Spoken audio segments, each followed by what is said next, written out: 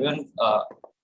Our first speaker for the day is Madhava Jay. He's an artificial intelligence engineer with 18 years of experience with the web and more than a decade worth of experience with mobile apps. He has been working with AI since 2017. He has graduated from university's 6 months artificial intelligence nano degree, fusing computer vision as his final capstone project. Not only this, he has enjoyed several leadership roles throughout his career. He has a very noble aim of giving meaningful contributions to the world in the area of AI and technology. So make sure to interact with him and ask him as many questions as you want. So I'll just give the mic to Madhava now and can go ahead with this. Thank you. I wanted to make sure, do I need to minimize this or can you see the Zoom controls over the top? I don't know if they're on the video feed. Oh, great. Perfect. Okay, that's great. Okay, so hello everyone. I'm a little bit nervous. I've given a few talks before, but this is probably the longest one I've done. And so I'm feeling a little bit excited. So let's see, hopefully this goes well. Welcome to my talk, Open Source is Your Destiny, a meme story. That little picture, by the way, fun fact, is of my dog Pickles. He's a Groodle. He's the privacy preserving machine learning pup. Okay, so who am I? My name is Madhava. I live in Brisbane, Australia, and I'm the core team lead at OpenMind. If you look at my Slack status, you'll often see, my titles are things like human, MyPy, linter. So that's the kind of stuff I get up to. I just wanted to warn everyone that I've done a lot of Googling for this talk. There aren't any references because with like 80 slides, it's just too long to do. This is all my opinion, and so it's not really any official opinions of anyone else.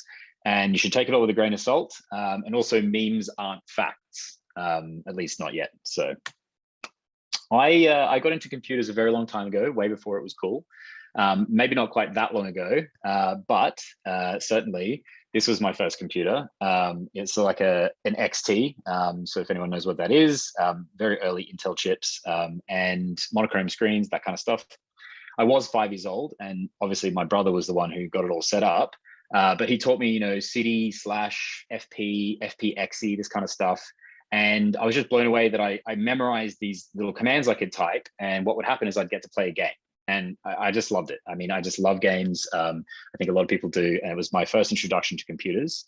And that kept happening. So, funny story, I did try to learn programming at one point, but I just wanted to make games. I just wanted to play games and I wanted to make games. And making games is very hard, actually. But kids don't know that. And so I enrolled in some programming classes, and the teacher just wanted to basically teach me this programming language called Pascal, which no one uses anymore. And he just was trying to teach me about data structures and CSVs and database tables and all this boring stuff. And I was like, I just want to play games. I just want to make games. Come on. And so I quit. So regrettably, I quit a little too early in my programming career at age 8 or something, 10. But I went on to have a fairly successful Counter-Strike LAN kind of history. So that was good times. Probably the first thing that I ever produced, which you could say was kind of like software, was a website for our Quake 3 clan. So I was like really into Quake. Love that game so much. And it was really important to me that other people knew that we had a cool clan. And if you want to play us, you could somehow find out from this website. Even though, ironically, there's probably no one else had the internet. And, this is like dial-up days and stuff. I learned a lot about HTML. I learned how to FTP stuff. I learned about some basic graphic design and things like that. So, I was learning and having fun. And then if you look at my resume, you'll find that the vast majority of what I've done sort of reads something like this, sort of like hand rolling HTML and then, pushing pixels and writing PHP sites with database backends and, big long period of my life just dedicated to doing things like IE6 PNG fixes. And, there was actually a time where I was doing MySpace page hacks. So someone, I don't know, it was like a band or something, and they basically said they wanted a MySpace page to look really awesome. And so that required a lot of horrible HTML hacking, if anyone ever remembers or even knows what MySpace is.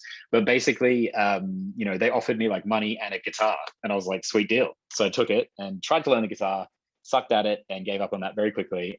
Went back to making MySpace pages instead. But, you know, continued to learn about programming. I got into JavaScript for a bit there, back before it was cool. So I was writing janky JavaScript, you know, making sure that it worked in IE6, which was difficult.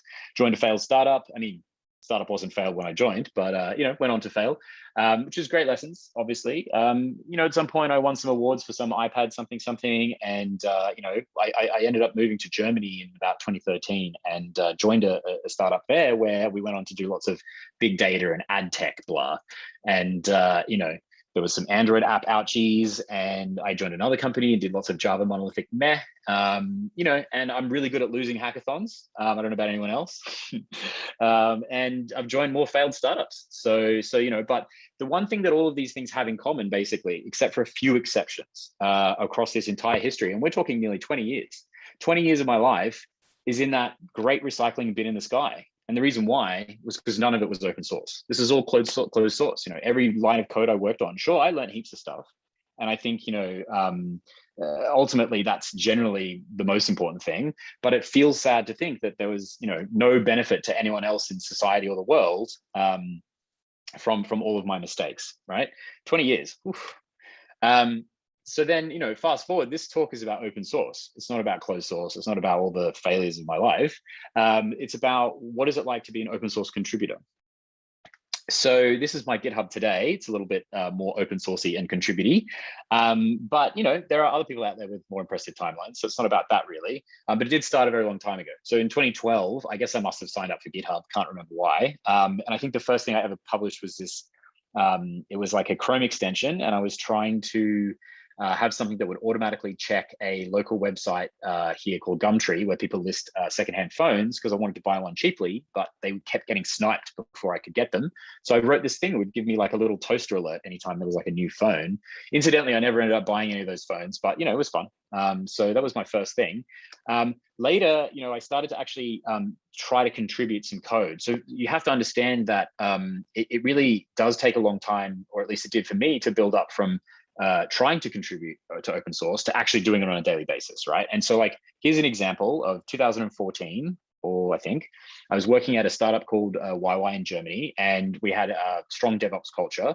And I was basically in charge of, at the time, doing some checks for a thing called Sensu, which basically does, you know, it allows you to kind of monitor your hardware and software and make sure that there's metrics and stuff being shipped. There's newer things that people will probably know about these days, like Prometheus and Grafana and stuff. But so anyway, what I needed to do was write a little plugin, because they didn't exist yet, to check these HP RAID drivers to make sure that the RAID hadn't crashed.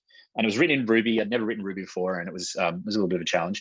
But it worked. And one of the guys said to me, "Hey, why don't you open source it? Like, why don't you push it up to Sensu so other people can benefit from that?" And I was like, "Oh, that's really cool. Like, that's awesome." So I created a PR, and you know, basically, you can see here I've just said like, "Hey, so like I've figured out how to do this stuff, and like it works." And you know, the maintainer has obviously responded here and said, "Oh, can you just like rebase the PR?" And yeah, my response was, can you explain what that is? Like, I don't understand, right? So this is the beginning of my journey of online sort of open source contribution. Is first hurdle, maintainer asks you to rebase PR, me, tech. So, you know, like a lot of people, this was my knowledge until recently of Git, where, you know, if there was something wrong, I would just spam random Git commands on it until hoping it would make it work, but often would just make it worse. You know, everyone's familiar with a good bit of like Git reset hard, you know, and if it doesn't work, just git push force. Why not? What could go wrong?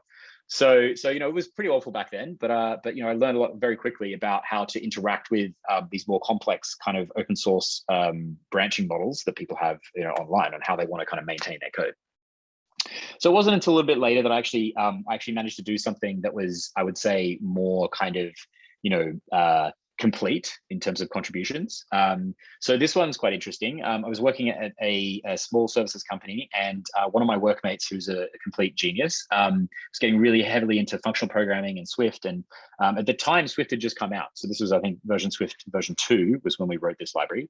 And if anyone's ever done any iOS development, they probably know of a thing called NS user defaults. And it's just kind of like a key value store where you store everything, right? A dictionary. And you know, it wasn't Swift friendly at the time. So we wrote a library that wrapped around around the Objective-C implementation of NS user defaults and made it nice and Swifty. And we called it Palau. And again, what had happened is my boss at the time, Elmar, he wrote all this code, and he basically said, like, oh, we should open source it.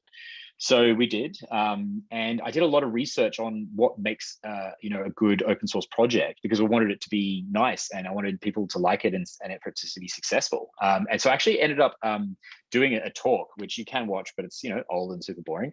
And it basically just explains what makes a good open source GitHub profile.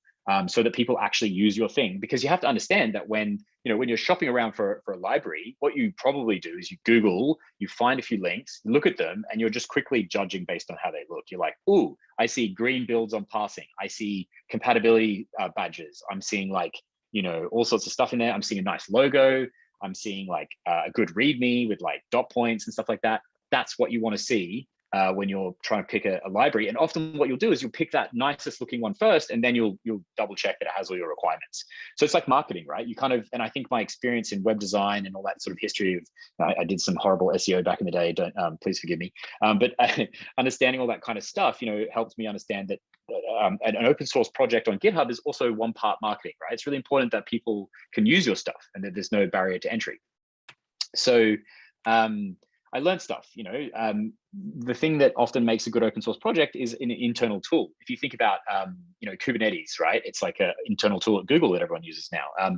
Tons of the stuff that we end up using came from an internal tool that people think, well, this worked great for us, so why don't we just put it out there? And that's what it was. It was a simple idea. We had a nice logo. We had a good README. Crucially created CI and tests. And I learned a lot about that, which was super awesome. But back then it was Travis, but now you got GitHub Actions, which is awesome. And more importantly, we also published to all the package managers, right? So for whatever language and framework and environment you happen to be in, whatever platform, these are the kind of things that you need to make sure that you're ticking all these boxes so that your open source project might actually get some stars. And by the way, I don't think I've anything here, but I think we have 500 stars, which is, that's not bad. It was the first time I actually sort of managed to be involved in creating an actual open source repository, and learned about the being a maintainer and responding to issues and all this kind of stuff. So it was super cool. One thing that happened at one point, I was reading these, I was getting heavily into Swift, and I was reading these the Swift evolution proposals. So a lot of languages have these kind of open proposal systems like PEP in Python, where you can kind of basically propose a new idea for the language, and people will vote on it, and if they like it, they'll implement it. Something that I was really excited at the time about was a thing in Swift where basically the creator, Chris Latner, who had developed LLVM, and while at Apple he had co-developed Swift, he had left to join Google, and had kind of encouraged the TensorFlow team to start using Swift as a possible replacement for things like Python and C++. And they had actually done a lot of work to introduce automatic differentiation into Swift, which is super awesome, but it never got merged into the mainstream of Swift. So by the way, if anyone knows any of those people, awesome work, but please, can we have it? I would love to see Python go away if we could have Swift and automatic differentiation built into the language and stuff. So I don't know. I hear all the cool kids are talking about Julian now because it does that. So we'll see what happens. But I was reading this proposal and I noticed a spelling mistake. And I mean, look, I think good spelling and good grammar is important, and I'm a bit finicky for that kind of stuff. But I did read the whole thing. And I did sort of merge in this PR, basically saying oh, look, you misspelled one word. Later, as a maintainer, I've come to realize that these kind of PRs are not hugely great. Don't get me wrong, the spelling is important and stuff, but if you're, trying to add comments to an open source repo to feel like a contributor, I mean, you're just spraying a hose in the rain. It's yeah. So I think this is one of those things where, don't do that. You learn from mistakes. Everyone kind of sees it as oh, maybe I can get myself into the contribution list on a repo and stuff, but just stop to think is your contribution actually valuable? And maybe you don't know, but just remember to be polite about it. But those kind of things, little nits and stuff aren't always the best thing. So that's something I learned. A few years later, I was doing an artificial intelligence nano degree at Udacity, and while doing it, I was really excited about the idea of basically putting all of my work online so that it could be sort of like a CV thing later and just share with people. And I guess it's a nice workflow. You sort of work on your stuff. I was obsessed with trying to figure out a workflow with notebooks and Python and everything. And I mean, these days it's working quite well, but back then it was very difficult. And it was just interesting because what I found was basically, you know, people were sharing a little bit online, which was helpful because some of these assignments are quite difficult. And you know, it's not exactly cheating, but if you can look up other people's solutions, it really helps you figure out, like, you know, how do you solve these difficult problems? And I just think it was just like a light bulb moment for me that, you know, all of a sudden I realized that open source isn't just about code. It's also about learning information and lessons and kind of, you know, a way to explore other people's solutions to difficult problems. And since then, I've actually taken an approach sometimes where when I'm trying to solve something, and if you're trying to find someone's way of using an undocumented API, like I was doing a hackathon once that I lost, but I figured out how to use like a undocumented API in Android without root to be able to trigger an incoming call, which I used so that you could answer the phone in speaker mode programmatically, and have a button on your desktop that you could press and it would do it, right? It's super cool, I thought. But I couldn't figure out how to use these APIs. But when I started trawling through GitHub, looking at the search functionality, I found how other people had used them. And I'd found all these things and I was like, oh my God, this is amazing. Like, this is like a backwards form of documentation from problem to solution. So I think, you know, if you think about it, like open source knowledge, I mean, Wikipedia, that is a lot of the research I did, you know, for this talk is obviously on Wikipedia. I know that teachers traditionally hate Wikipedia because it feels like it's a hack for students, but I think we need to start thinking about the future of learning isn't really about memorizing stuff anymore. It's really about being able to look it up. It's being able to how to sort of like learn how to use it, how to work with it. And in a sense, open source knowledge is really all about, you know, how you can utilize other people's hard work in a way that is optimal and effective without having to reinvent the wheel. So another project that I ended up successfully contributing to back in my early OS days was basically this thing called label image. So I was getting into AI, and there's this thing, I don't know if anyone's used it before, but it's just like an open source labeling tool for labeling images for sort of object detection or classification. And I couldn't get it working on my Mac, you know, and this was a great example where I realized, like, you know, I'll probably be able to do this. Like, I really want to do this because I really need to get this thing running on my Mac so I can label all these images so I can, you know, train this AI model. But also, once I figure out how to get it working, you know, why don't I share that? Because it's not working. And it seems like the developers don't care because they're all, you know, Linux Ubuntu users. And so, or maybe they just can't test it. It's not so much about not caring. It's sometimes these things are quite difficult. But basically, you know, I was like, well, why don't I contribute that? And it got merged, you know, and I was like, wow, that's awesome. So like really actually, you know, appreciated what I did. And I learned, you know, with this one, it's like, my problem was I couldn't get it working. But it's also really important that if you want to get people to merge in your PRs, that like not only is it useful, but you test it thoroughly, you document it thoroughly. And I went a step further and actually did a thing that you could sort of describe as adding delight, you know, sort of contributing in a way that is like unexpected. And I created a new icon. So I went and sourced like a PNG that looked really cool. And then put the copyright contribution correctly in there for licensing purposes. And it meant that when you ran this one-liner that I did for label image in Mac OS, it would install it and you could have a little icon in your little DOM. And I was like, super awesome. So later on, you know, about 2020, as everyone would remember, this awful thing happened called COVID, and I'm pretty glad it's all done, right? It's all gone, isn't it? It's all finished. No.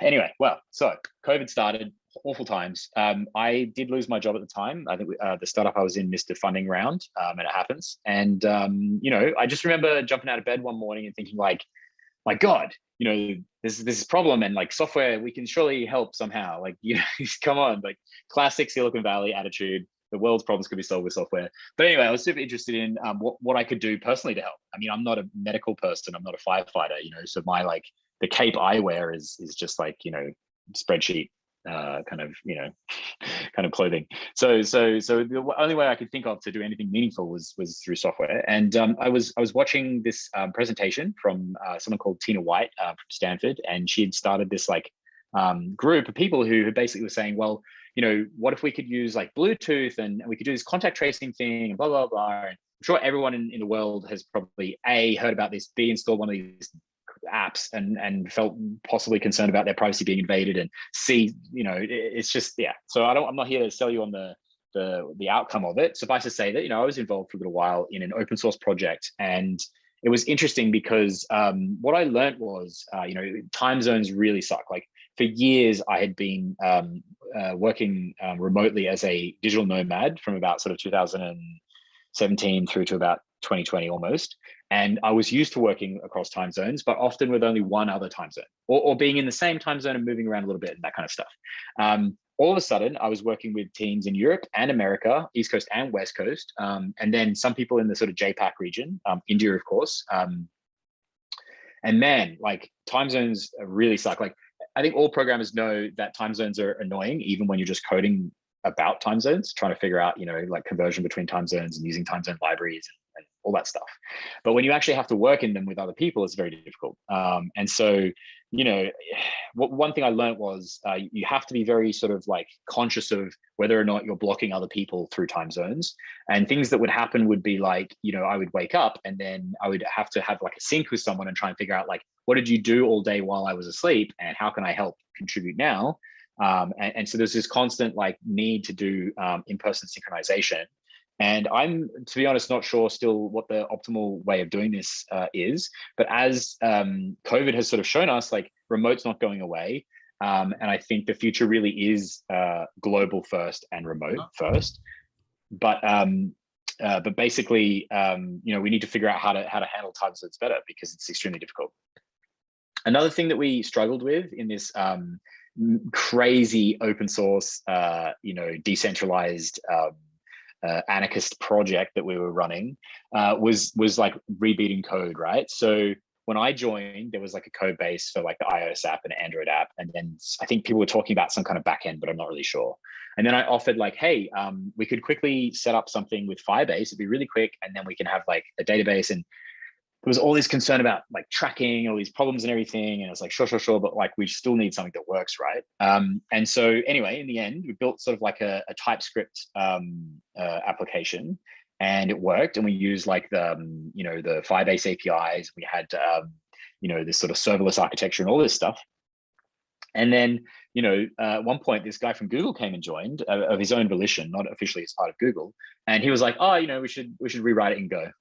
And I was like, I mean, no one in the team is like telling someone from Google like what to do. We're like, okay, yeah, like we're all ears. Like, please let us learn from your amazingness. And so, sure enough, I learned some Go, which is interesting language. And we rewrote all these services in Go. And we added this super cool crypto stuff that he knew about and everything. Only for that to then find out that Google was officially building a sort of project in the COVID exposure, not just the notification APIs, but like a server that would manage all these keys and do all this stuff securely. And to be fair, like I think if you're going to trust your population, your citizens, your own kind of privacy, on one hand, it's very hard to give that to a big company and say, yeah, sure, we trust you. But on the other hand, giving it to a bunch of anonymous open source contributors is also questionable, because like, how do you know that they're doing it right? Like, it's very, very difficult political situation that we're in. Suffice to say, the code got rebooted again and again. And all that happens really when that happens is you just churn really, really, really hard. So people were coming and going left, right, and center, particularly when you rewrite the code base, you've just got people just disappearing like that.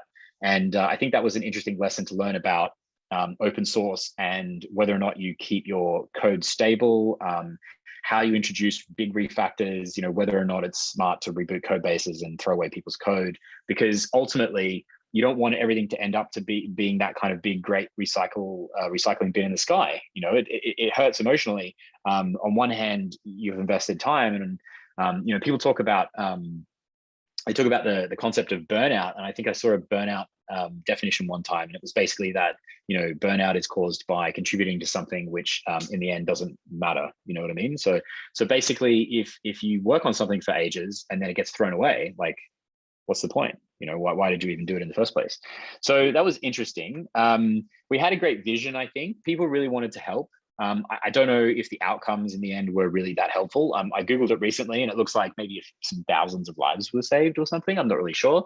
If that's true, that's cool. I like that, but it's questionable, right? Like who knows what the outcome of all that was. I know in Australia, the app we use is not based on anything like that. And I've never heard of anyone say that anyone ever got contact traced through a contact tracing app here. So I'm not sure that it was necessarily good. And later down the track, we're going to find out whether or not that kind of technology was a good or a bad idea. So it's certainly interesting. In terms of impact, I got this awesome mug, and I was using it today. So that's great. I contributed in open source for a few months and got a mug. But hey, I learned heaps of stuff and it was open source. So it didn't really go into the great recycling bin in the sky as much as previous work. So maybe that's a good thing. There is stuff out there that people can learn from that we did.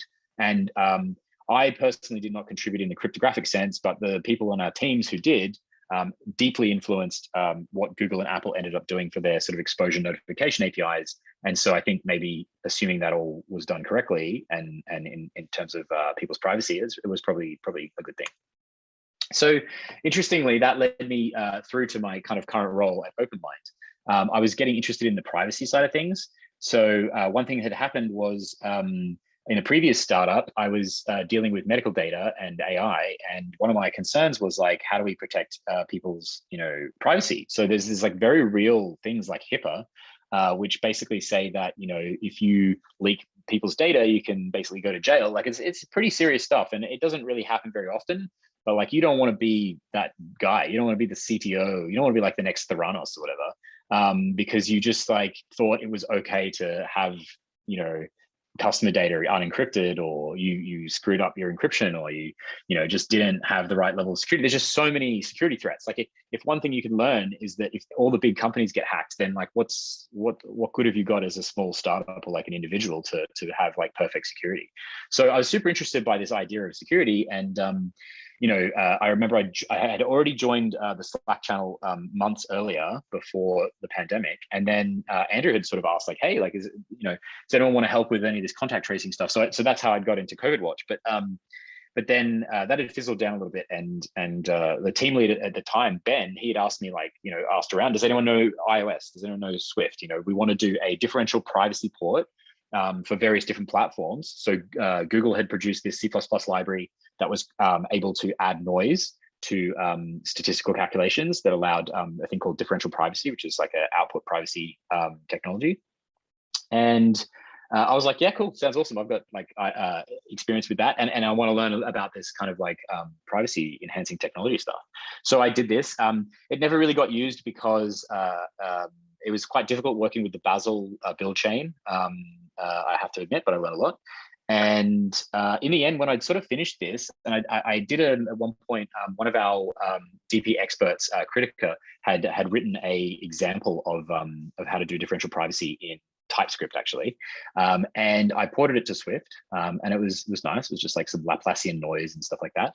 But I said to Ben, like, hey, like we can't just keep rewriting like all these DP algorithms in like 10 different languages. That's not going to work. So we need some kind of like, we need some kind of like lingua franca. We should write this all in one language. And so we had sort of done a little bit of playing around with Rust, which was really cool. But that's definitely another story. And I guess, to sort of explain a bit more about what OpenMind does, we've got this great meme. So, we have zero knowledge proof, homomorphic encryption, federated learning, private set intersection, secure multi-party compute, differential privacy, all the cool keywords. There's actually a really good video. Well, this is the meme that one of our homomorphic encryption guys, Bogdan, did, which I think is pretty funny. Of course, I can't hear anyone, but I'm just assuming everyone's laughing because I am. So that's privacy that's what data is to privacy to OpenMind, basically. But if you want to know more about it, I would highly recommend checking out this video from Andrew. And there's obviously heaps more resources online if you Google like OpenMind and Sift, which is the sort of product that I'm working on at the moment. But that chat's really, really awesome explanation on what's going on. And so somehow I eventually came to become what you could call a sort of code janitor. And that's how I got involved in this project as it is today. And if you look back at my first PRs, you know, they're very humble and sort of, you know, code cleaning kind of stuff. So this first one is like fixing tests.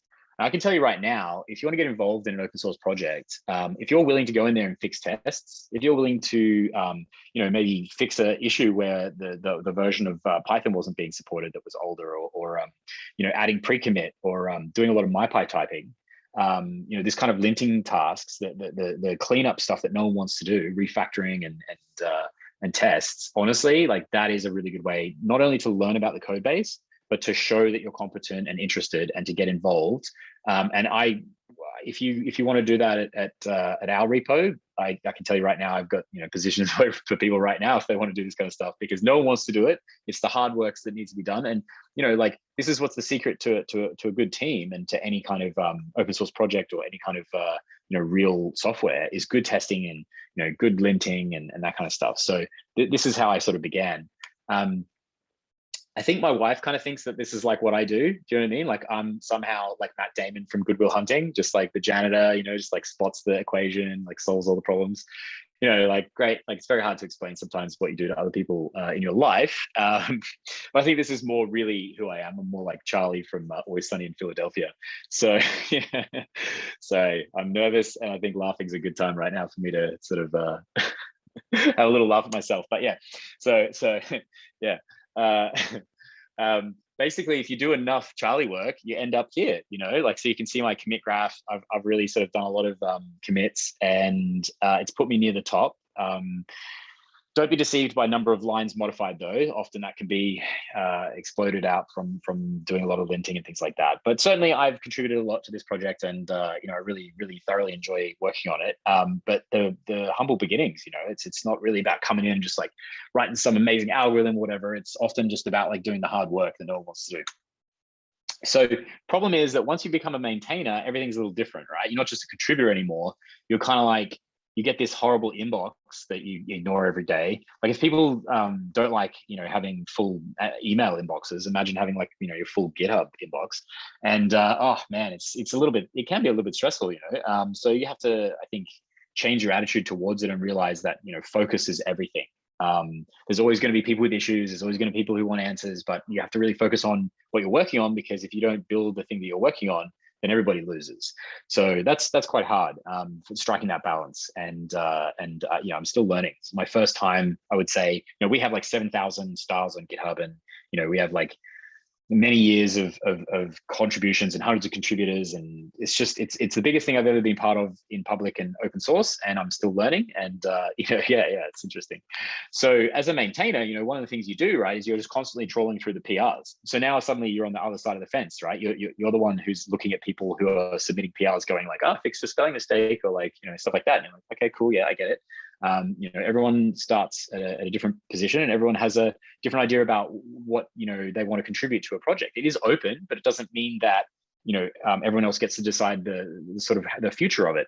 You end up with these things where often in programming, you know, you sort of need your BDFLs, you know, your benevolent dictators for life. You need people who can make decisions, because a democracy or like a committee is not always going to get everything agreed to on time. So in this case, you know, you sometimes have to make decisions on what gets, you know, what gets merged. And ultimately, I'll tell you what, you know, they call me the MyPy, human MyPy linter, because, you know, I'm not merging that PR if it doesn't, you know, pass all the linting checks. I'm just telling you right now. So a deeper question I think you could ask is like, do maintainers dream of continuously integrated sheet? I mean, for me, it's like, you know, green fields. I just want to see those green ticks. I know that the health of the code is good, because when it goes bad, when you accidentally have like code merged in and it's broken, you know, you can lose productivity. The whole team doesn't know what they're doing. I can't even, if I'm trying to fix something, how do I know I haven't broken it worse if the tests aren't running anymore? So you just lose full confidence. It's this really difficult problem. And it's like crucial, I think, in open source, that you have like these very rigid and reliable structures, and it's very important for contributors. They need to know how they can make sure that their code is going to get merged, and that they haven't broken anything, and that the linting is done correctly, and what the style guide is, and all this kind of stuff. So this is kind of how you want it to be. Lots of green ticks.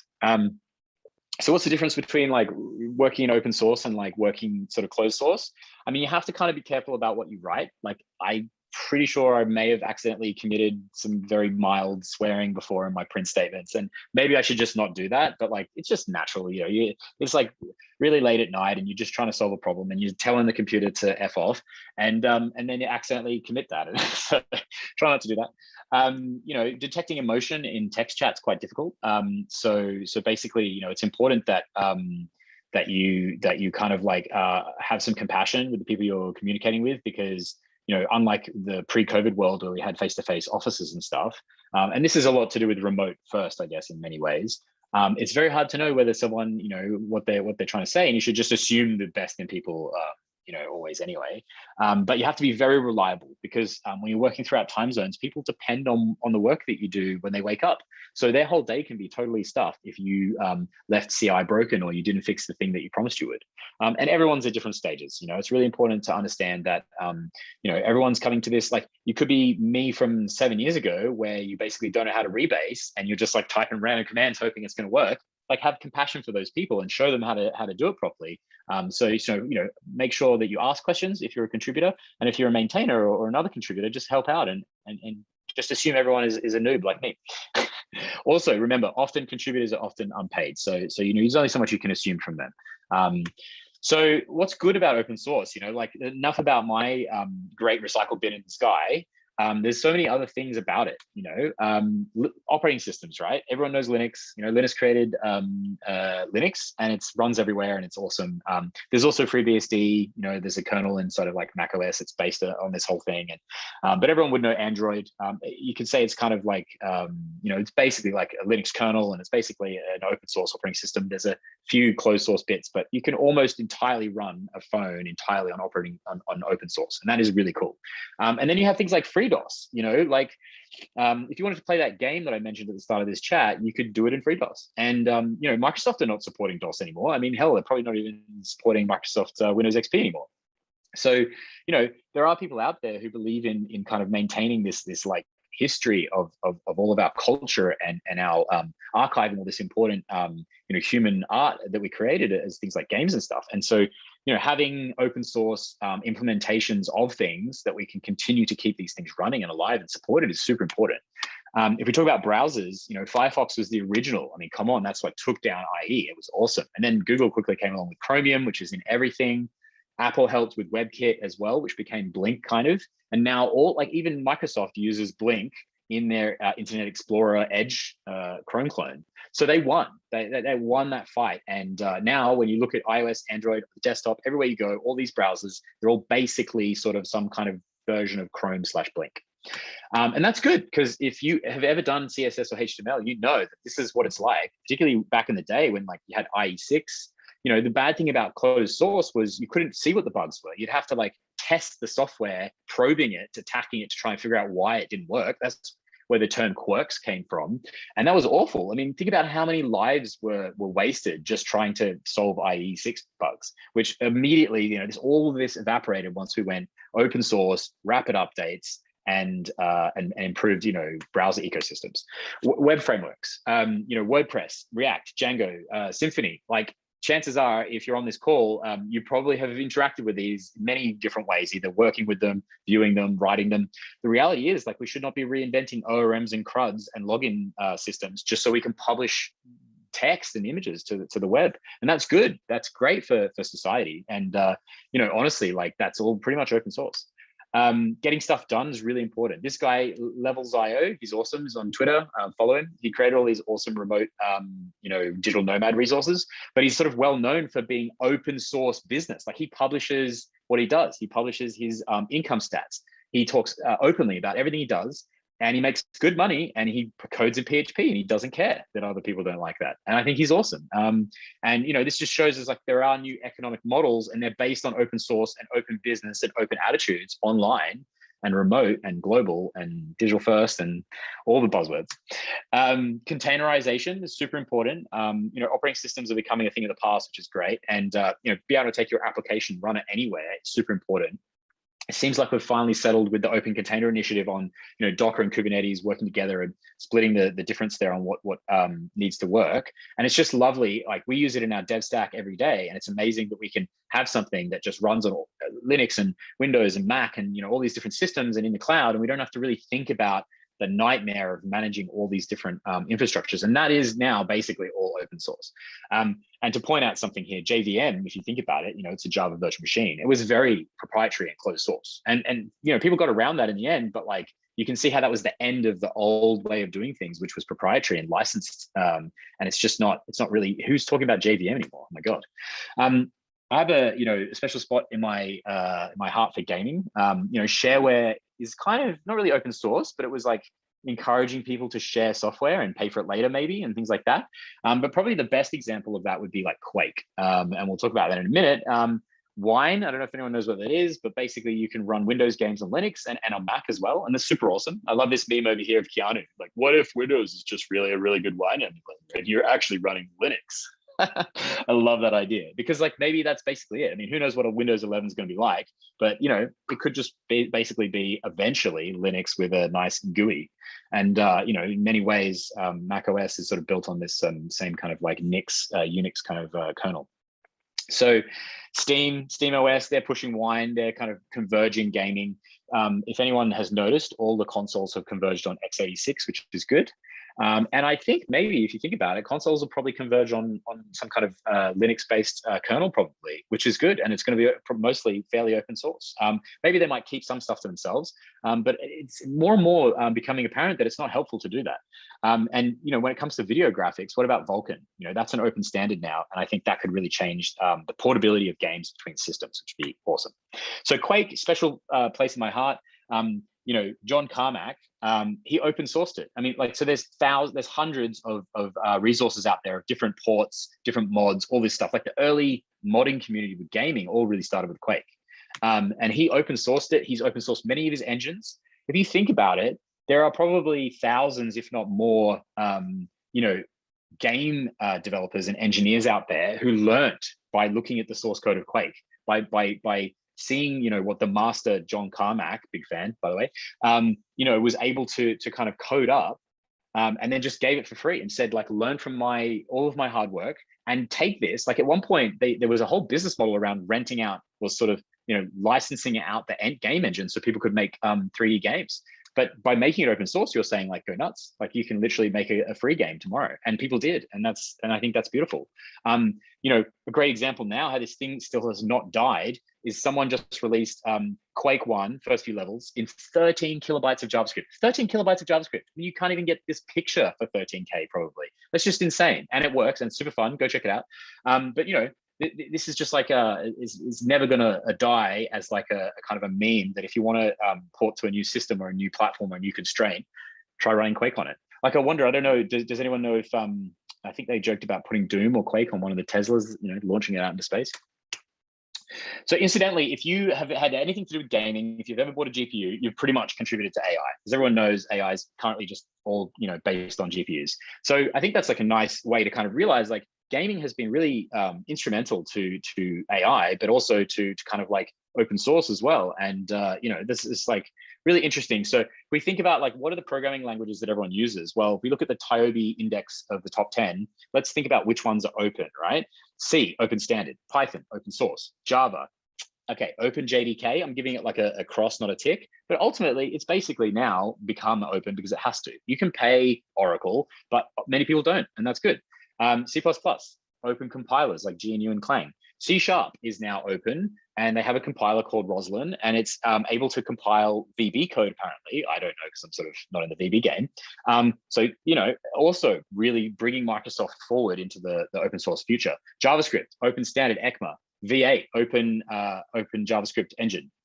I don't know why assembly is listed on this top 10 list here. It's a bit weird, but I guess you could say, like, CPU instruction sets aren't really open, but there are some, like RISC-V. Check it out. It's awesome. Chris Latner left Apple and Google to go join a Sci5 RISC-V company. So I bet he's going to do something amazing there. PHP is open.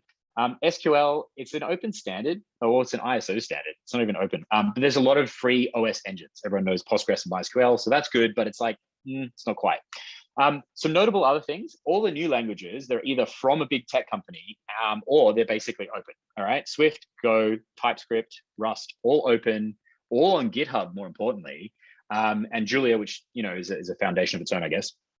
And a really cool thing that Rust has is it has a thing called MD Books, which is a way to turn Markdown into ebooks that you can install on your Kindle or whatever. And that's awesome because it means that all of the documentation in the Rust world is like good books that are written by people that you can read on your thing for free. And to me, that's like another whole angle of open source, a bit like Wikipedia, that people haven't really been thinking about, which is like open books and open documentation in a format that's like actually quite usable. So, source control, it used to actually be lots of different things. There was Mercurial and SDN and BitKeeper.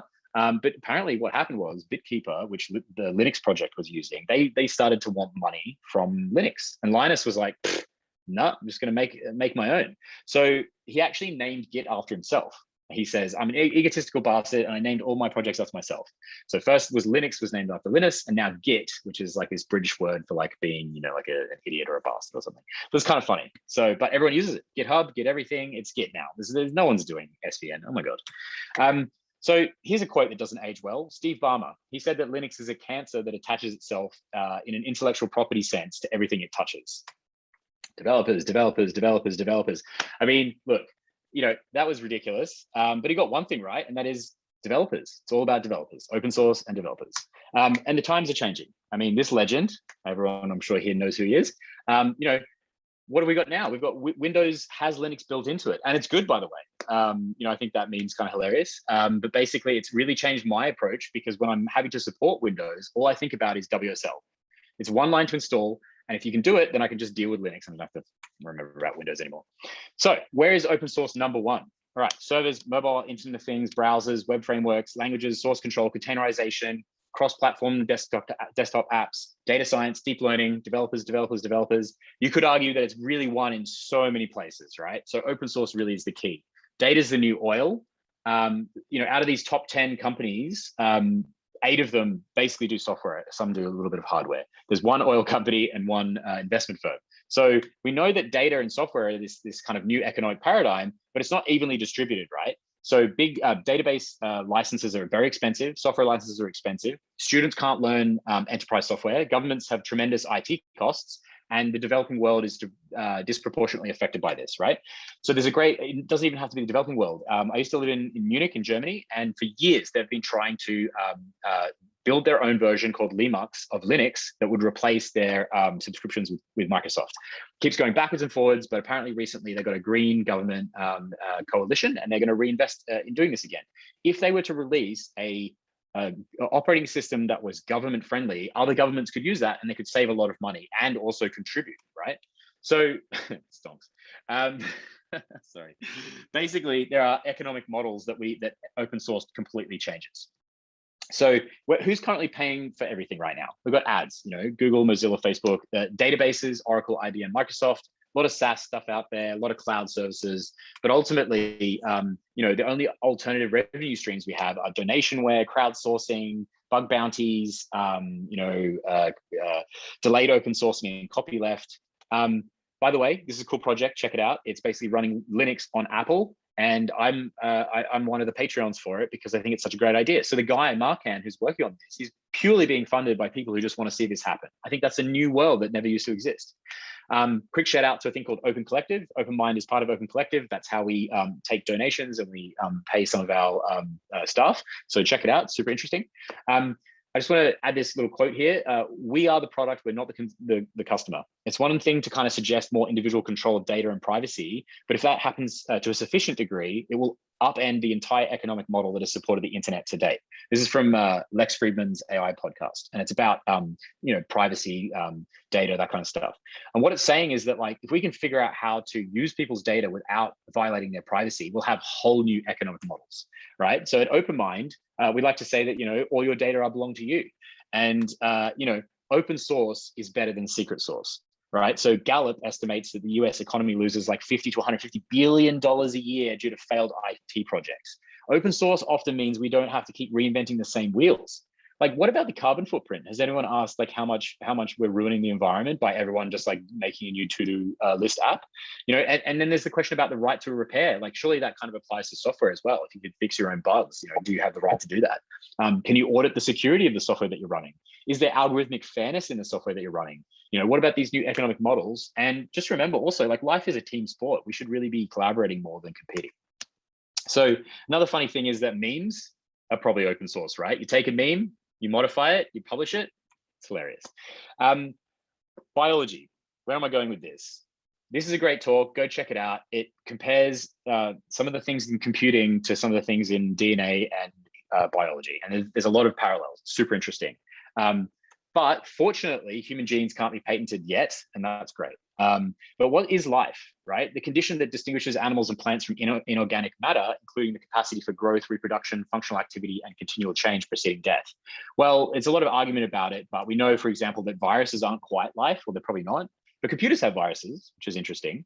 And I think, you know, we're kind of like working towards this thing where what if software could reproduce itself more than a virus? Like, a virus can't really write itself. It just copies itself from one computer to the next, right? But what if it could actually write code? And if anyone has seen OpenAI Codex, which, by the way, is trained on all the data from GitHub and probably other stuff on the internet. So again, if you're contributing open source and you're not going into the big recycling bin in the sky, you're going into the singularity, right? Your work is becoming part of this future AI that's able to recreate and write itself. So, you know, what is the purpose? Well, if you asked Encino Man or a Cro-Magnon man, like, what is his destiny? He'd probably say to you, he doesn't know. So you could ask the same question of ourselves. You know, what is our destiny? What is our purpose? Well, we don't know, but it's probably to evolve into something like a singularity, maybe. So there's this cool thing called the GitHub Arctic Code Vault. I'm in it. A lot of people are. And it's basically this idea that, you know, we're going to start kind of taking all of this open source code that everyone's creating and really archiving it and making it into something greater than, you know, for the future, allowing people to be able to permanently learn from this on the record. It's going into the fossil record, right? It's crazy. We're going to be like a little troglodyte. Someone will say, oh yeah, cool. You know, like, we can see thousands of years ago, this guy might have did this really crappy, you know, PR to something. Like, probably not, but, you know, that's hilarious. So, you know, I'd like to sort of finish by saying that, you know, open source, like, it's your destiny, whether you like it or not, right? There's a high chance that you're going to work in a large tech org or, you know, something like that who creates open source code. There's a high chance you'll write code using public platforms like GitHub. You have a high chance that new economic models will replace copyright, at least for software. So many businesses these days are built on open source and they have open source code. They just make their money other ways. And, you know, you can build anything today with open source. You can run businesses. You can help change the world. So if you're not already doing it, I would say don't fight it. Come join us. So just quick shout out. If you want to join OpenMind, we've got a Slack, openmind.slack.com. Check out the GitHub, you know, github.com/openmind, and there's a Twitter feed as well. If you want to get started on contributing, let me know and point you in the right direction. Love to take some questions. You can scan that QR code just like you're probably used to now from COVID everywhere to get a quick copy of these slides if you're interested. They're a little bit out of sync because I was rushing to finish this quickly, but I'll update it later, but it's basically this. And I'm just going to assume everyone's clapping right now because I can't hear anything, and like it'd make me feel nice to imagine that that's actually what's happening. So yeah, thank you and happy Software Freedom Day. Questions? Yeah, that was an amazing presentation. We were laughing all out. So yeah, I hope so. Yeah. So any questions, guys? Someone is saying, glad to know what you are mastering the art of memes a lot. Okay, so some of the questions are in the chat. You can look it up. It's quite how do I do that? Sorry, can you just read them? I'm just trying to figure out my Zoom. Okay. Since you have till now contributed a lot, I wanted to ask, what is the ideal way to write commit messages? The standard differs from repo to repo, but what according to you is ideal?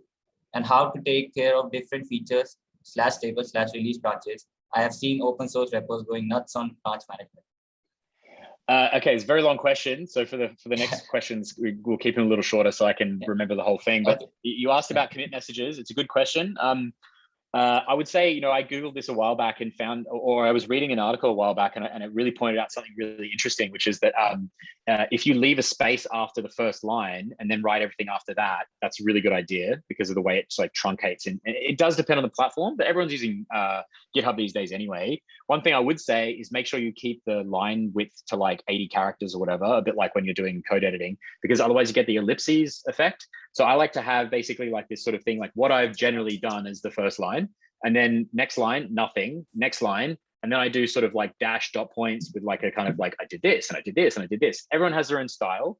But I think do a bit of Googling and see what other people suggest, but there are some mechanics to what you publish as to how it appears. And that's helpful when you're diffing and you're trying to like find commits and stuff like that. So yeah. Also, bonus thing that most people don't know is you can put co-author, look it up, and it means you can tag someone else in your commit and they get actual credit for it. That's great for peer programming. And it's also great if you're rewriting someone's commit and you had to fix it, but they didn't get credit. Really always make sure you give other people credit where credit's due. It goes a long way. I hope that answered your question. Okay, so I have a question. Like, yeah, when you started out in open source, like, what was your like thought process? Like, how should I go forward? Like, you must have like set up some goals like that you have to achieve in the future. So those small milestones, what were they? So some goals on achieving in the future, did you say? Yeah, some milestone you must have set up. Like everyone does, I think. Oh, so like what's my overarching goal, you think, is the question? Or yeah. Look, I mean, in my bio it definitely does say that I want to do, good things for the world and stuff, whatever. But yeah, look, I still very deeply interested in learning about AI, but like I'm also busy just like doing like janitor work. So I guess, I still feel like Matt Damon, right? But like early on in his career before he learned any of the math. So I don't know, like, no, I like to be the dumbest person in the room, because if you're the dumbest person in the room, then you're learning from all these smart people. If you're the smartest person in the room, go find another room, because like, you've got learning to do. And so, yeah, I'm happy wherever I am learning. And right now I'm learning just heaps of stuff. So my goal, I guess, is just to keep a pulse on that thing. I would say if anyone's heard of the flow, right? The idea is that you have like a two-dimensional graph between difficulty and interest. And so on the bottom half, you've got boredom because it's like not difficult enough and you're sort of bored. And on the top half, you've got like anxiety, you're stressed because it's like really hard and you don't know how to do it, right? And people are like, hey, where's the code? Have you done it yet?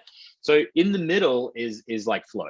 Things are challenging enough, but you can do them. You need to find your flow, and you'll be happy, and you'll be much better at contributing as well. You'll be, more valuable. So I've got a question from Meghna. Starting out in open source, what kind of repos should a new programmer go for to learn and contribute?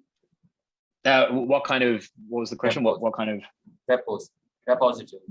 What kind of repos would? Yeah. I didn't. What kind of repos should a new programmer go for to learn and contribute? Oh, yeah. Oh, that's a really good question. I probably should have been more clear about that, but I think the reality is you need to work on things that you like, that you care about, and that you understand a little bit about, just a little bit. Just find the thing that you can contribute. So if you notice, all my early PRs were things where I did something and it kind of worked for me. I fixed a problem that I was having. So I think, this goes back to the classic question people say, like when you're learning programming, like what should you work on? I mean, preferably not another to-do app, but like build something that you need, that you want, that interests you. You should be focused on things that aren't just programming for programming's sake. And then the passion will come because you're like, man, I really just want to solve this problem. I really did actually want to get into gaming, and I was gonna get into gaming, but I kind of think like that was probably good that I didn't, because I hear that game developers just, oh man, it sounds like a very hard job. So, but find the passion, and the passion will drive it. So looking for open source repositories that that are things you work on. Like just literally, if you're using a browser, or if you're using an operating system, or if you're using, so start with your skill set. Like maybe if you're doing like a lot of web-based stuff, go looking for a framework that you work with and go find an issue and fix it. So I think that's a good way to start.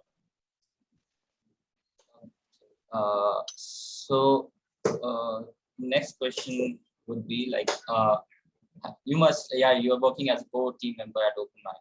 So you must have a team working under you. So how do you keep up their morale? Because open source is a thing, like sometimes your PRs get merged, sometimes you don't. Sometimes all the work you have done must go into dump, but still you have to keep up their morale. So how do you work with that? This is a really good question, which I, don't think I've figured out the perfect answer to, but it's like, that's a soft skill that you learn over time with managing teams and being a nice human, which I hope I am, but I'm not perfect. And I guess it's like, you have to remember that like, if you're going to deny someone's code or you're going to modify it or something, you should talk to them about it and you should be like fair about it. And I actually go a little step further. Maybe that's the janitor in me.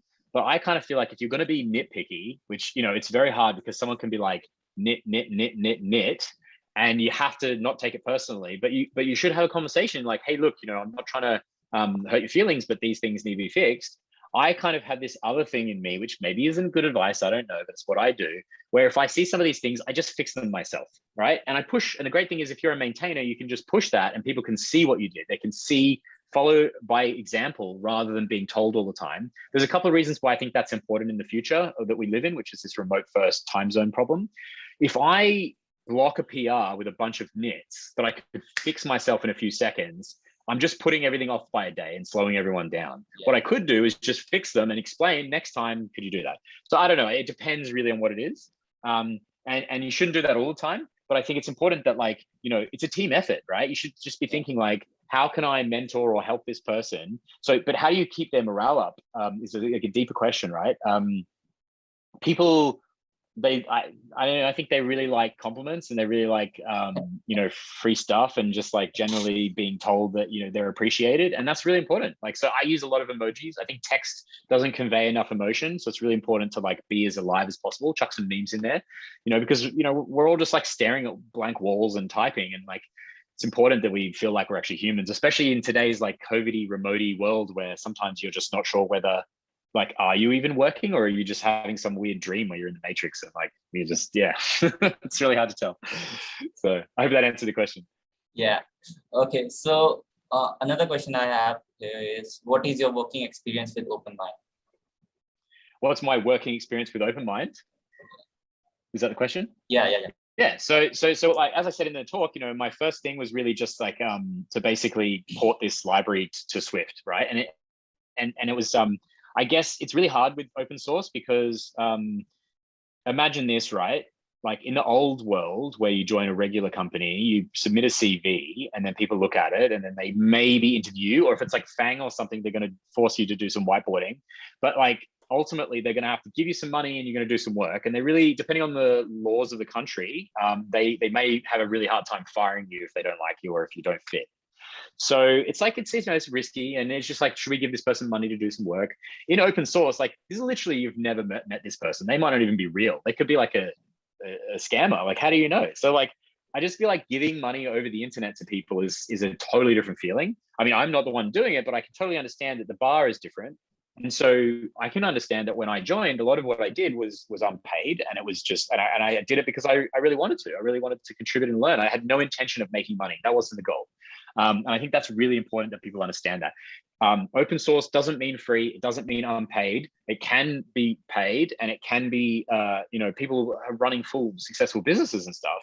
But I think, if you really get into the spirit of it, it's about what you're working on, and then focus on that later. So then what happened was just organically, I got invited to join a different team because I was contributing and they wanted to utilize my skills elsewhere. So I never asked for it, but it happened. And I think, that's a nice way to go about things. I didn't go looking for open source. It went looking for me. It was my destiny. Okay, that's an amazing answer. Okay, so another question I have is how to take care of branches. I have seen many open source projects merging feature branches directly to master. Meanwhile, some projects have a staging branch, and they make sure that master is always stable. What according to you is the ideal method? Yeah, it's like really important. So there's a few things out there on different ways to manage like branch sort of merge policies and things like that. But I'll tell you two things that I think are really important. So one is when people start using your library, like stability is really important. And we've made some mistakes there for sure. And I'm sorry for that, but it's like we've had to move fast and break things or whatever. But we do try to maintain a main branch where we just don't really merge into there, and like unless we're absolutely sure. We use dev as like the sort of primary branch that's being worked on. If you go to the page, it's dev. And that's just because we're dev focused. We're pre number one release. So like we're still very alpha beta. But it's really important that we see dev as stable. So that's why I was talking about CI. It's really important that dev is stable enough that other people can develop on it, right? It's really important. I think the one thing I've learned is that you really do want to have short-lived, continuous integration and merging, because the longer these PRs live, the harder they are to merge. The more chance you just go LG looks good to me, LGTM, which is not good, and you end up little subtle bugs and things get hidden in there. And what could be, it could be like 4 o'clock in the morning, like this literally happened to me the other day with Andrew, where we're trying to find a bug and we're bisecting 60 commits, and we're binary searching by hand through them, looking for the one that worked. There's something you shouldn't be doing, and that's you've stuffed up because you've allowed dev to become broken, and then you can't trust any of the commits. So don't do that. And the other thing I would say that's kind of important is yeah, I mean, you're supporting these branches, right? So it's important that people know that they can rely on them. But don't. That also goes for the other people who are doing PRs. So when you do a branch, like you're branched off, say dev, right, and you're working on it, and it might live for a while, a few weeks or something. You go to merge it in. Whatever you do, I've made this mistake. It's 2 or 3 times now, and I regret it every time by accident. I love rebasing when I've got a branch and I want to update it to the head of whatever's there. But I've accidentally rebased a big merge into dev. And what it's done is it's rewritten all of the history. What immediately happens is that sorry, I just need to plug my phone to charge. Immediately what happens is that the other people's PRs don't work anymore, because like all the commits don't match anymore. And then they're just like, oh my God, what do I do? And it's like a nightmare. So don't do that. Make sure that you preserve history at all times. Otherwise you're going to stuff up other people's commits. And then personally, I'm the one to come along with the mop and fix it. And I'll just cherry pick and fix. But yeah. Okay. Hope that answers the question. Yeah, I can just hearing it. I think it's like a very tedious task to me. Yeah, it's unpleasant when you have to do it. Yeah. So what are your thoughts about GitHub Actions? Do you think that it is popular just because it comes with GitHub? Do you think it's powerful enough with the likes of Travis and Jenkins? GitHub Actions is awesome. Back in the day, it didn't exist, and I used things like Travis, and they were really good, and love Travis. So, but like, you can't beat free, like, and it's built in, and it's really, I love the whole YAML format. It's like, it's really good. Eventually you may find, so like the free credits, the way it works is you can kind of have like unlimited free Linux, but there's a cap on Windows and Mac, particularly Mac, because they're just expensive to have to run the machines in the cloud. And we're sort of hitting the stage at one point where we were doing huge amounts of batteries, like hundreds and hundreds and hundreds of different tests running, not like individual tests, but actual like runners. So we were testing you kind of get into the multiplicative problem of like every version of Python and every version of Torch and every version of whatever operating system, and you end up sometimes with like hundreds of these. Double checking. So you run out of credits pretty quickly. You're not paying for them, but it just means it limits how many could run in parallel. So then all of a sudden CI is blocked, and somebody else is trying to fix their bug, and they're waiting like half an hour to find it. You don't want slow CI times. So inevitably what will end up happening is you'll be pushed to running your own CI runners. Fortunately, it's not too difficult now. You can run like a GitHub runner instance as a Docker container on some of your own infrastructure in the cloud. But you might need advanced use cases like GPUs. You can't currently get them on GitHub, and things like ARM processors or the new M1 chip. There's always going to be something that you probably can't run there, and you might need to run your own CI pipeline to get that working. So I think GitHub is amazing. Start with GitHub CI. And then, go from there if you need anything more. But it's like, it's really for most people, all you need. And I think everyone should learn about it because it's basically a de facto now. Like, look, I love GitLab. They probably the first to do free CI and free private repositories before GitHub got bought by Microsoft. So they had money to just do that. And so I temporarily was using, GitLab for everything. One of the startups I was in, we used GitLab because it was free. It's awesome. And I love it. And they're all remote first. The guys are awesome. They're legends. But like, I'm sorry, like GitHub is just really good. And now it's free. I have to kind of hang out there. But like if GitLab, if you want to do anything, like they've got some other really cool stuff, like some CI pipelines. One thing they have is you can run the whole CI pipeline on your local machine exactly as it would be in the cloud, and it works great. GitHub added that recently. I think someone's created a tool for it, but it's a bit buggy. So the hardest part about GitHub Actions and all CI is when you have to do things that are out of the normal situation, and it's usually other operating systems, Mac or Windows. So yeah, one good thing is having a distributed team with different environments, so you can do some very real world dog fooding to try out what all these different environments are like, and you'll find bugs faster. But yeah, testing is everything. So I hope that answers the question.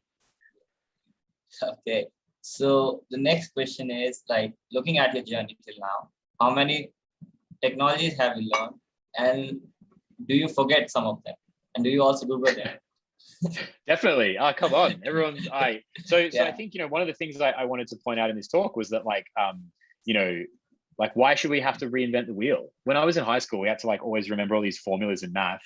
And I get that. Like, you need to know them so you can apply them really fast. You kind of need them in your cache, so you don't get a cache miss when you're trying to, like, do a calculation. You don't want to be like Googling Pythagoras' theorem every time you want to use it.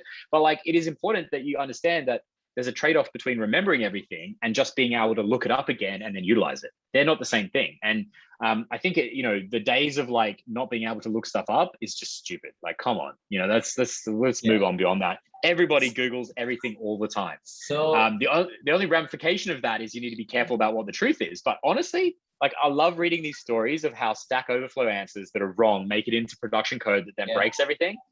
Beautiful.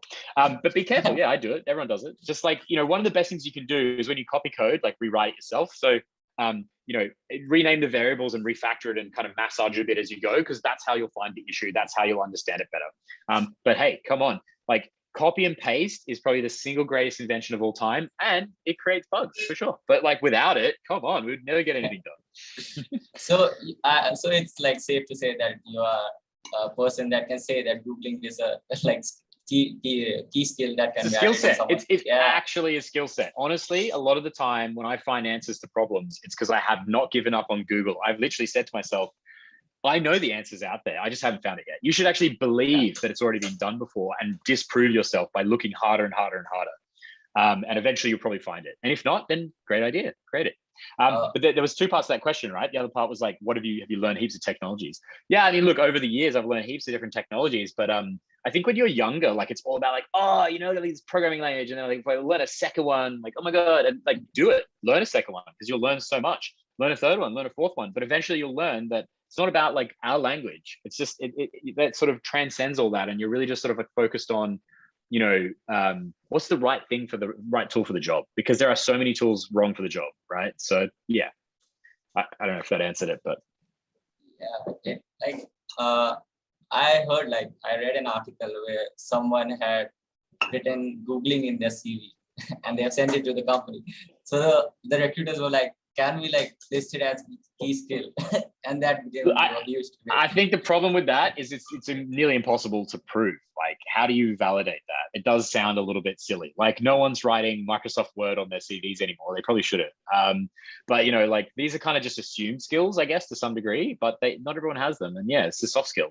But I don't know how you prove it to anyone. I think it's, to me, I just assume that anyone who's really good at figuring out problem solving is really good at research, because chances are you don't invent the answers. You're not the, Goodwill Hunting. You're just the janitor, right? Like that. Like, that's me anyway. As spotted, there was already solved. I just noticed.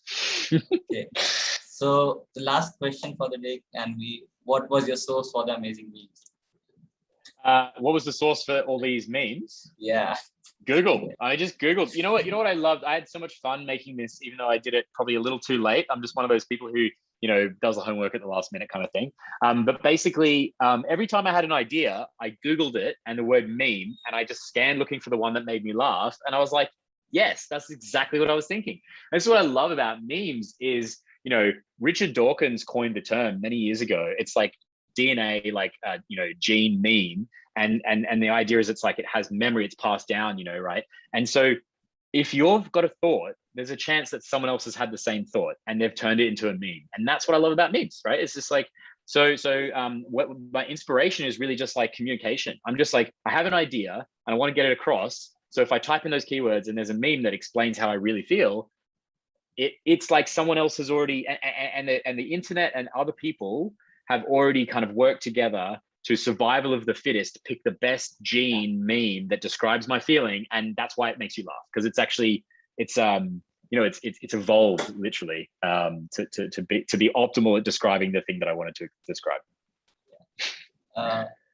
Yeah, there's one more question. Like, AI technology is usually based on Python these days. If you were to find an alternative for it, what would you go for? Yeah, I mentioned this in my chat. I'm really devastated that Swift hasn't really taken that position yet. So Chris Lattner created LLVM, he created Swift, he encouraged Swift at Google. So the TensorFlow team had a sort of alpha that I tried to compile once on my laptop, and it nearly died. I think it was like 30 gig of RAM was being consumed. And anyway, so it turns out you can't just compile LLVM and TensorFlow very easily. But basically, I think, Swift would have been really great, but like from people like Jeremy Howard, sort of saying that it's not going to happen. He was having conversations with people like Chris Lattner about this. And because he's disappeared to work on RISC chips, I don't know what's happening. Doesn't seem like there's anyone at Google and Apple who want to talk together about getting that code mainstreamed, which is sad. So who knows? But Julia, I haven't checked it out. People say it's good. Python just keeps getting better in a way that's annoying, because it's like good enough. And you know what we've really been getting into, which I really think is like probably the best thing to do right now. Like, it's not the best thing in 10 years. It's not the best thing in 5 years. But right now, if you're writing code, what I think you should do is write Rust and write a Python wrapper for Rust using this thing called Pythonium trioxide, and it's such a nice experience. I did an experimental branch for SIFT with some of the other team members of this, and it works, and it's glorious because you get beautiful Rust, and it's fast, and it's cross-platform, and then you can wrap it in Python if you want, and that's also trivial, and then you get that high-performance Python that you want. So APIs in Python, code in Rust, only because I can't code C++ and I have no intention of learning it, so I'm not going to advise that you do either. But if you already know, kick ass. So thank you, Madhav, for joining us today. And it was an amazing talk. We laughed a lot. And yeah, so also I appreciate the work you are doing with OpenMind. I heard a lot about you from Andrew, and yeah, it has been a great experience. Thank you. Thank you so much for inviting me. It was my pleasure. And yeah, look, I look forward to the next one that I do, and the memes will keep rolling. So have a good laugh, and please share the chat if anyone thinks that they enjoyed it. And I'll